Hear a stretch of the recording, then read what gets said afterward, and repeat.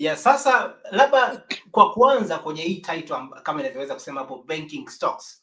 Unaweza ukatueleza kifupi banking stocks ina maana gani? Maana yake namna gani? Okay, asante sana. Nafikiri mtakuwa na taarifa kwa sasa hivi kwamba ni kipindi au ni season au ni msimu wa makampuni ya sasa banks kuanza kuripoti zile taarifa zao za kota ya pili ya mwaka ambayo inahusu tena na nusu ya mwaka tangu mwaka umeanza. Kwa hiyo hiki ndio kipindi cha msimu, na kwa bahati nzuri hapa nchini banks ndio zimekuwa mahiri sana kwenye kufuata zile kalenda, kwamba mwezi baada ya mwisho wa kota wanajitahidi sana kuwa wanaposti haya matokeo yao.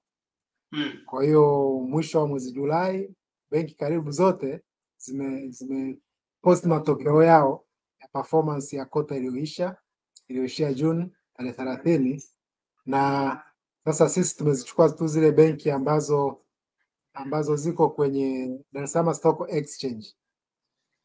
Kwa ndio tumechukua tu zile banking stocks. Utaona kwenye report kama hata watakavyokuwa naifuatilia, weka tu zile banks ambazo ziko listed. Utakuta NBC, utakuta zile benki nyingine ambazo haziko listed. Hapa tumeweza kuziona hapa. Na wataona pia wafuatiliaji baadaye tutakaposhuka kwenye slide inayofuata. Kwa hapo tumeweka tu kwa ufupi performance au utendaji wa hizi benki kwa hiki kipindi cha kota ya pili ya iliyoisha mwaka huu, lakini kwa sababu ni cumulative itakuwa inaonyesha tena tangu Januari mpaka Juni utendaji wao umekuwaje. Na kama utakavyoona kwenye ripoti, sehemu kubwa mbili tu ndo tumejaribu kuziangazia ambazo ni ile profitability, jinsi gani wameperform kwenye upande wa ile financial performance kwenye kutengeneza faida au hasara, lakini vile vile sehemu ya pili tunaonyesha sasa ile afya ya kukua kwao, kwa sababu inawezekana unakuwa kwa spidi lakini kumbe ile balance sheet yako haina afya.